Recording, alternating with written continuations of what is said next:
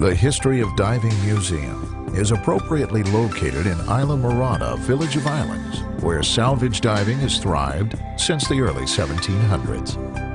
The many beautiful yet treacherous reefs that surround Islamorada and much of the Florida Keys have long been the nemesis of unlucky boat captains and the repository for sunken treasures beyond our wildest imagination. The Florida Keys are, riddled with reefs. So what ended up happening is, they would either come too close to shore and wreck on a reef, or, during a hurricane, they would get blown close into shore and then wreck on the reef. During a hurricane in 1733, a Spanish treasure fleet sank by the ill-fated reefs of Islamorada and made history as one of the first wrecks ever recorded in the area. Knowledge of the wreck created an overwhelming interest in salvage diving, and the wrecking industry began full speed ahead.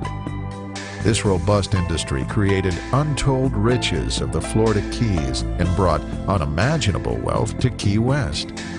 The sleepy little island quickly became the wealthiest city in all the United States, and the salvage diving had everything to do with it.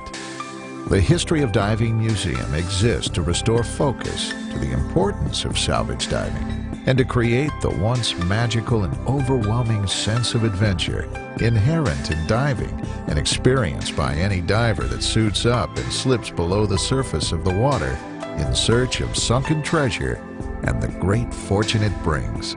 The History of Diving Museum features a single diver on the building's facade, and an entire room inside is devoted to the life of that same extraordinary diver, Art McKee, a man whose many accomplishments are largely responsible for the evolution of modern salvage diving, and to many, he remains to this day the father of salvage diving.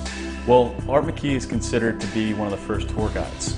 Now, what he did was initially people had an interest in seeing, the salvaging of ships.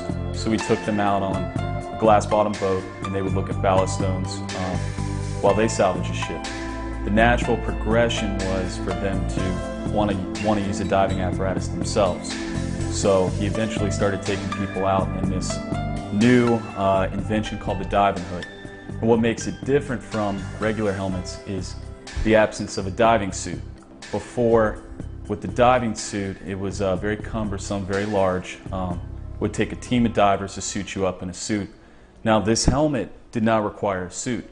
So not only was it cooler in the South Florida waters, it was a lot easier to then use because it didn't use a full suit. The Miller-Dunn diving hood, as it became known, was easy to use and allowed the diver greater freedom than ever before. To say that it was a hit with just about everyone in the diving community would be an understatement of the facts.